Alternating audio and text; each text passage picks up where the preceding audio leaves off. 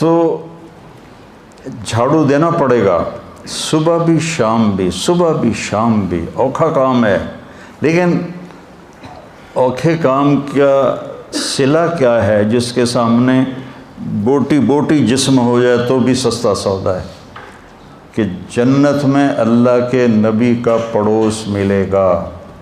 क्या है? दिल को साफ़ करो। लोग हमेशा मनफी लोग ज़्यादा रहेंगे, वमा अक्सर उन्नास वलो हरस्त बिमुमिनीन। और ज़बानों के तेज़ और छुरियाँ मुंह में लेकर फिरने वाली औरतें और मर्द हमेशा ज़्यादा रहेंगे। तो लोगों के मनफी रवैये तुम पर अटैक करेंगे, वो तुम्हारे दिल की दुनिया को तहस नहस कर देंगे।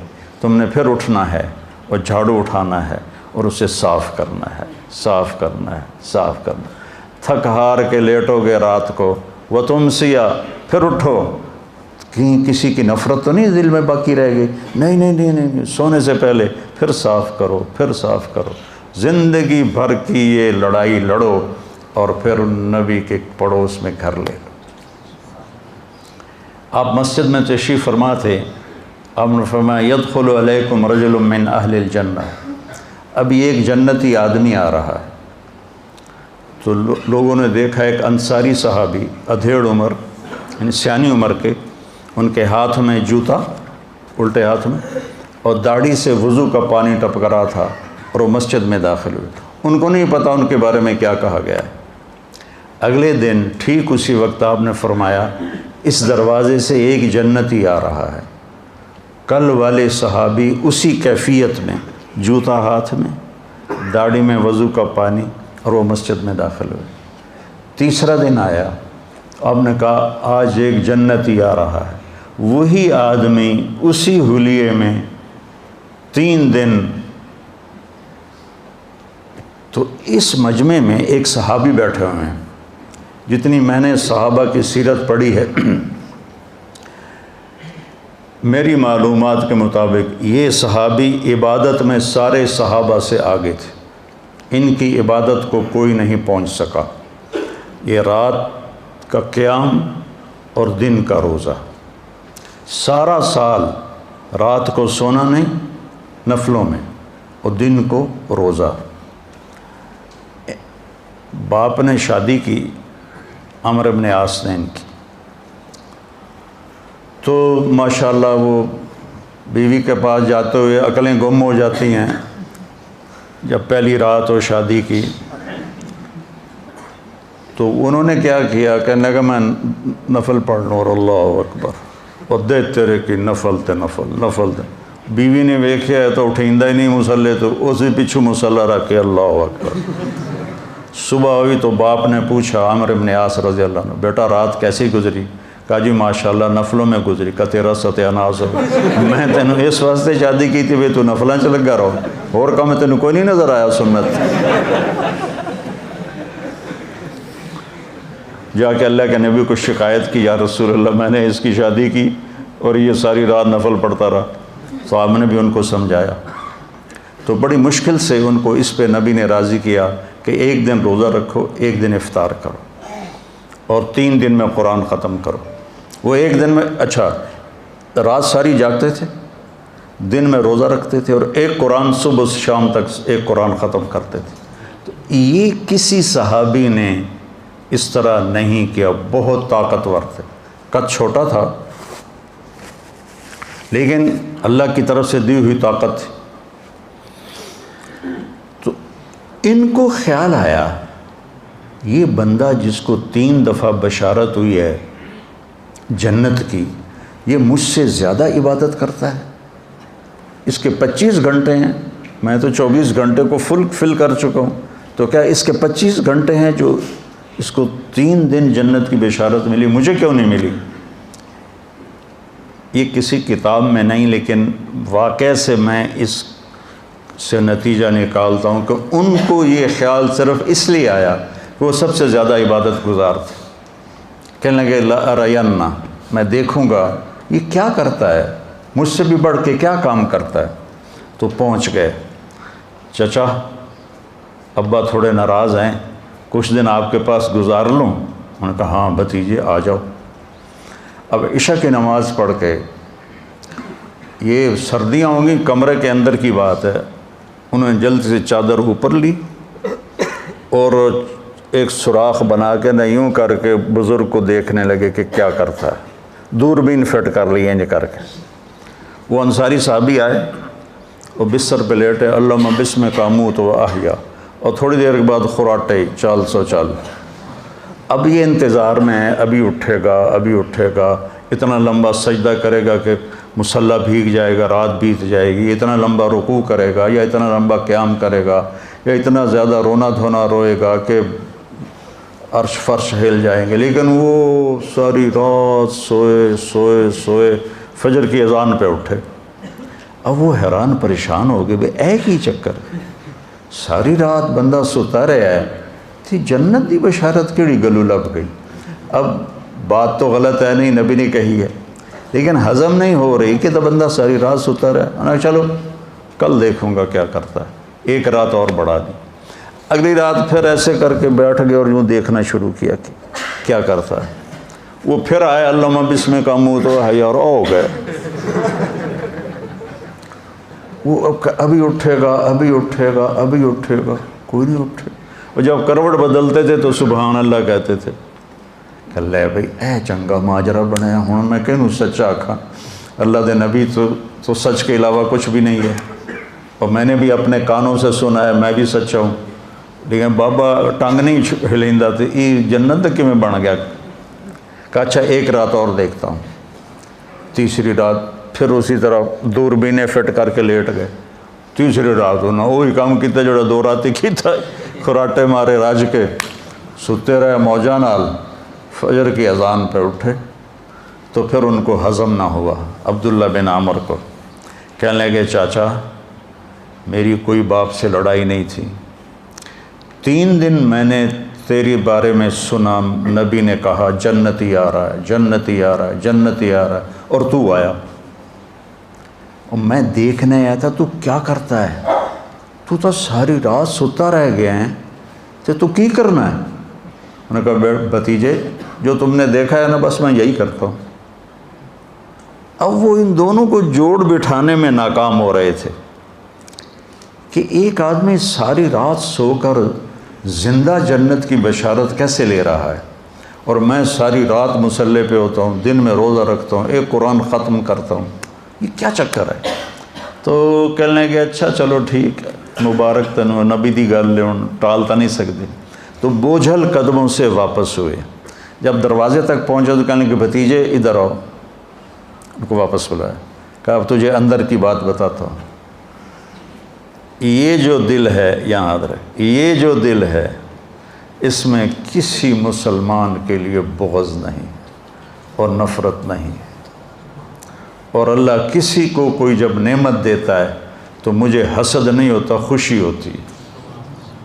तो अब हाजा हुआ पर जो एक्शन आना चाहिए, बॉडी एक्शन, वो मैं आपको, ये मेरा तसव्वुर है, लफ्ज़ों से मैंने इसको अख़ज़ किया। जब उन्होंने कहा ना कि मेरे दिल में किसी के लिए कोई मनफी जज्बा नहीं और कोई नेमत किसी को मिले तो मुझे हसद नहीं होता, तो अब्दुल्ला बिन अमर कहने लगे हाजा हुआ, ये उनकी, ये मैं हाजा हुआ से मैंने ये निकाला है, किसी किताब में कोई हाजा हुआ, चाचा यही है, यही है। और आका वहादा मा नक़दिर अलैहि, पर साढ़े वास्ते काम कोई नहीं, तू ही कन भाग गया। तो बेटा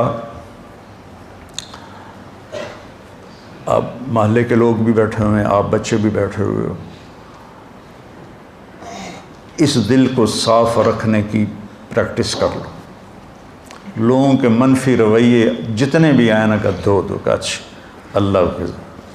अल्लाह से अजर लेंगे तो नबी का पड़ोस मिलेगा। इस काम के करने वाले दुनिया में बहुत कम हैं। उलमा का ढिग लगा पे, सैलाब आया हुआ है मौलवियों का, हर साल 25-30 हज़ार लड़के मौलवी बन के फारिग हो रहे हैं। तबलीग वाले भी बिस्तर उठाए हुए हर तरफ फिरते नज़र आ रहे हैं। खानकाहों में भी रौनक है, मदारस में भी रौनक है। उम्रे पर जाके देखो, तिल धरने की जगह कोई नहीं, इतना बड़ा हरम बना हुआ है। लेकिन ये 2 काम करने वाले ज़िंदगी भर थक जाओगे, तलाश ना कर सकोगे कि जो ज़बान पे काबू रखता हो और जिसका दिल लोगों से साफ़ हो। इस काम के करने वाले तुम्हें 10 लाख इकट्ठे करो तो एक भी नहीं मिलेगा, एक भी नहीं मिलेगा। 1 लाख में 70-80 हज़ार नमाजी मिल जाएंगे, रोज़े वाले भी मिल जाएंगे, हज वाले भी, देखें चढ़ाने वाले भी, ज़कात देने वाले भी, लेकिन इस ज़बान से मीठा बोल निकले। अबू दुजाना रज़ी अल्लाह ताला अन्हु बड़े सहाबा में हैं, बड़े सहाबा, बदरी साहबी हैं। हो जंग यमामा में शहीद हुए। 2-3 दिन पहले मैंने जंग यमामा का इजमाली आपको तारुफ़ करवाया था। एक दिन कहने लगे इन अर्जा अमली इंदी, लोगों में तुम्हें बताऊं, तुम समझते होगे कि मैं बहुत बड़ा सहाबी हूँ और मैंने बदर में और फ़लाँ में शिरकत की। मैं तुम्हें बताऊं, मेरे पास बख्शिश का सबसे बड़ा अमल एक है। मेरे पास बख्शिश का सबसे बड़ा अमल एक है कि मेरी ज़बान से कभी किसी को दुख देने वाला बोल नहीं निकला। मैंने अपनी ज़िंदगी में कभी किसी को ऐसा बोल नहीं बोला कि वो दुखी हो जाए और मेरे दिल में किसी मुसलमान के लिए नफ़रत कोई नहीं, बुग़्ज़ कोई नहीं, का ये मेरा बख्शिश का सबसे बड़ा अमल है। तो आखिरी अशरा शुरू हो चुका है और आप बच्चों का सारी रात माशाल्लाह आप सुबह 3 बजे तक सबक पढ़ते हैं और मुदारसतुल इल्म साअतन खैरुम मिन इहयाइल लैल कुल्ले। मैं भी इसलिए आ गया कि मुझसे अब सारी रात जागा तो जाता नहीं, सर दर्द की वजह। अभी मैं सर दर्द से बोल रहा हूँ आपके साथ, लेकिन शायद आज लैलतुल क़द्र हो तो थोड़ा सा मेरा भी हिस्सा पड़ जाए कि मैं भी उनमें शरीक हो जाऊँ। आप तो माशाल्लाह सारे जागेंगे और जो एतकाफ़ में बैठते हैं वो अगर सो भी जाएं तो भी उनकी बंदगी लिखी जाती है। एतकाफ़ में जो लोग बैठते हैं वो सो भी जाएं तो उनका सारा वक्त बंदगी में लिखा जाता है। और मेरे नबी ने लैलतुल क़द्र की तलाश में एक दफ़ा पूरा महीना एतकाफ़, आपको 9 रमज़ान मिले, 9, मेरे नबी ने अपनी ज़िंदगी में 9 रमज़ान गुजारे।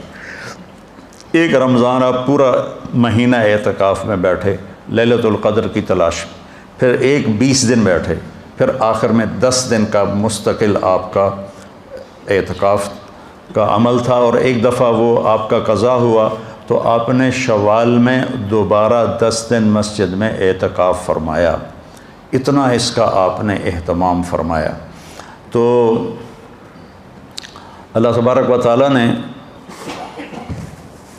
एतकाफ़ वाले को ये नेमत बख्शी है कि वो अल्लाह के लिए घर छोड़ के अल्लाह के घर में आके मेहमान बन जाता है। तो सोया हुआ हो तो वो उसका सोना भी इबादत में लिखा जाता है। बाकी लोग तो कुछ करेंगे तो कुछ लिखा जाएगा, और ये सो भी जाए तो इसके लिए कलम फरिश्तों का चलता रहेगा। तो आप सबसे गुजारिश है कि पूरे उम्मत के लिए दुआ करें। पूरी उम्मत पे के हालात बहुत बुरे हैं और अपने मुल्क के लिए ख़ास तौर पर कि जिन पता नहीं क्या सामने मालूम है, गुनाहों की कसरत से रहमतें उठ गईं, बरकतें उठ गईं। और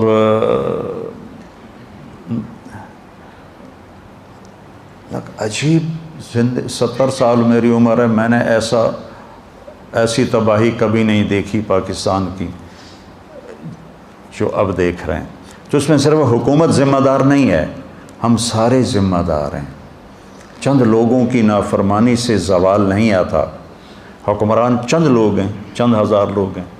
पूरी कौम जब नाफरमानी का शिकार होती है तो फिर ज़वाल आता है। तो ऐसा नहीं है कि भाई फ़लाँ पार्टी है तो वो बड़े ख़राब हैं तो इसलिए मुल्क बर्बाद हो गया। नहीं, हमारे चपड़ासी से लेकर और बादशाह तक झूठ ही झूठ है, झूठ ही झूठ है, धोखा है, फ्रॉड है, जुल्म है, सितम है, और जुओं के अड्डे और फहाशी के अड्डे, और क्या कुछ नहीं हो रहा। तो मेरे बच्चों, आप एक तो अल्लाह से दुआ करो कि अल्लाह हमारे मुल्क के हालात ठीक करे। मेरे नबी ने मदीना के लिए दुआ की कि अल्लाह इब्राहीम ने अलैहिस्सलाम ने मक्के में बरकत की दुआ की थी, मैं तेरे लिए उससे दुगनी दुआ करता हूँ।